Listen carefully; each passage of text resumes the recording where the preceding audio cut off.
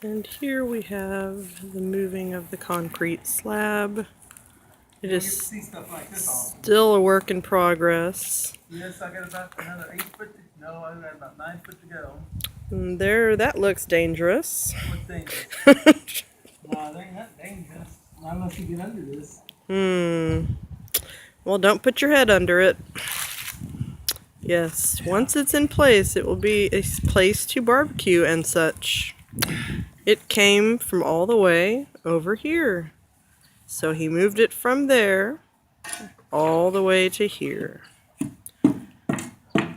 Well done, concrete slab. Well done, concrete slab. Look at this. This is my helper right here. Yes, there's his helper.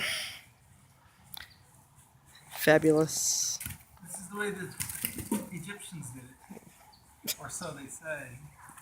I don't know, it sounds like a bunch of BS to me that they did that all by their lonesome. Yes. I think they had some alien assistance. Okay then. Goodbye.